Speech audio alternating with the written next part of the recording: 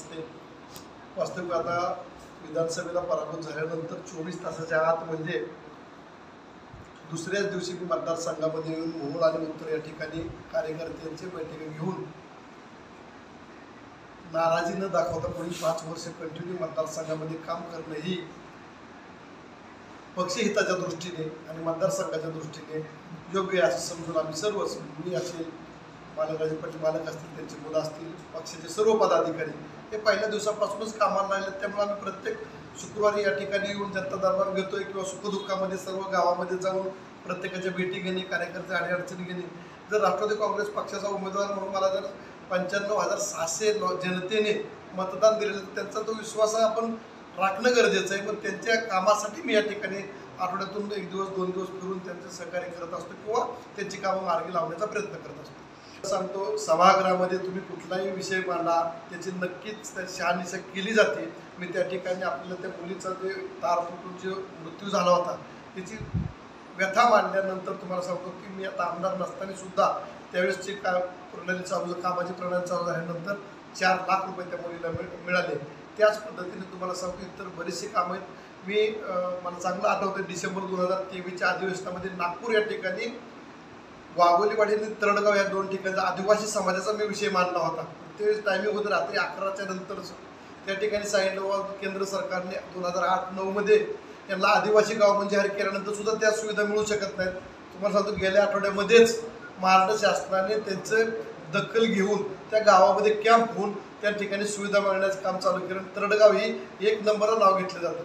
म्हणजे आमदार काम करणारा असेल तो कसल्याही पद्धतीने काम करतोच आणि केलंच पाहिजे, ते त्याचं कर्तव्य आहे। जर त्यांनी त्याची कामं नाही पार पाडले तर ज्या मतदारांनी त्याला मतदान दिले तो कौल कसा पद्धतीने स्वीकारायचा की नाही स्वीकारते त्याने ठरवलं पाहिजे। मला सांगतो सोलापूर जिल्ह्यातील किंवा मोहोळ मतदारसंघातील जनता एवढी प्रेमळ आहे। तुम्हाला सांगतो की माझ्यासारखा 2019ला बाहेरून येऊन उमेदवार 5 वर्ष एवढं प्रेम दिलं मला आणि या प्रेमाचं खऱ्या अर्थाने रूपांतर करण्यासाठी मी अजितदादा पवार साहेबांच्या राजन पाटील मालकांच्या नेतृत्वाखाली काम करत असताना या मतदारसंघाला 3,500 कोटी रुपयाचा निधी दादांनी दिला।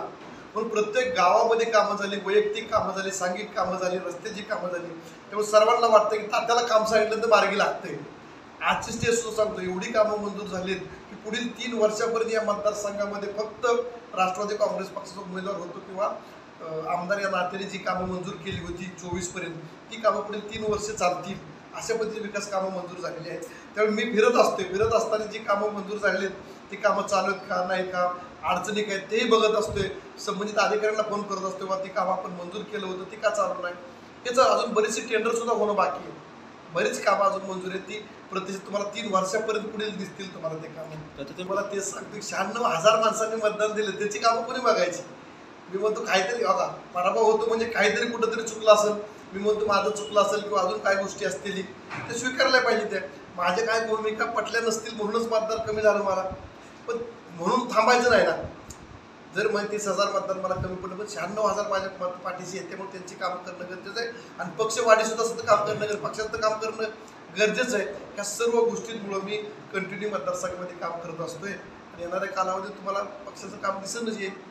मी आपल्याला सांगतो तालुक्यामध्ये मोहोळ या ठिकाणी ग्रामीण रुग्णालय होतं, त्या ठिकाणी त्या ग्रामीण रुग्णालयाचं आपण आरोग्यमंत्री तानाजीराव साहेब आणि अजितदादा उपमुख्यमंत्री या दोघांच्या माध्यमातून आपण या ठिकाणी उपजिल्हा रुग्णालयाची मंजुरी घेतली।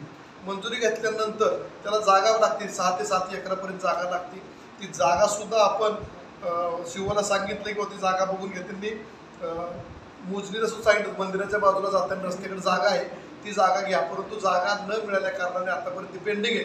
परंतु ते हॉस्पिटल होण्यासाठी आपण पूर्ण आत्तासुद्धा अशाच पद्धतीने प्रयत्न करणार। अनगर या ठिकाणी सुद्धा PSCचं ग्रामीणमध्ये रूपांतर केलं, ते मंजुरी घेऊन त्याला 38 कोटी रुपयाचा निधी दिला, त्याचं टेंडरही झालं, प्रत्यक्ष कामाला सुद्धा सुरुवात आहे। अशी भरपूर कामं आहेत। या मोहोळ शहरामध्ये उन्हाळ्याच्या कालावधीमध्ये पाणी मिळत नव्हतं, आपण आष्टी उपसा सिंचन योजना ज्या ठिकाणी चालू आहे आष्टीचा उद्भव तलावाचा, त्या तलावातून 45 कोटी रुपयाची योजना या मोहोळ शहरासाठी आणली। जवळजवळ 70 ते 75% काम संपत आलेलं आहे। 25-30% काम येणाऱ्या मार्च महिन्यापर्यंत संपून या मोहोळ शहराला 7 दिवस सकाळ संध्याकाळ पाणी पुरेल इथपर्यंत मोठी योजना आपण या ठिकाणी केली। ती पाणी योजना झाल्यानंतर त्याचं पाण्याचा निचरा करण्याच्या दृष्टीने अंडरग्राउंड ड्रेनेज 130 कोटी रुपयाची आपण योजना मंजूर केली आपण आमदार असताना ती चालू केली आणि तेही काम चांगल्या प्रकारे चालू आहे. मोहोळच्या नगरपंचायतीसाठी मोहोळच्या नगर परिषदेला आपण 10 कोटी रुपये प्रशासकीय बिल्डिंगला मंजूर केलेत.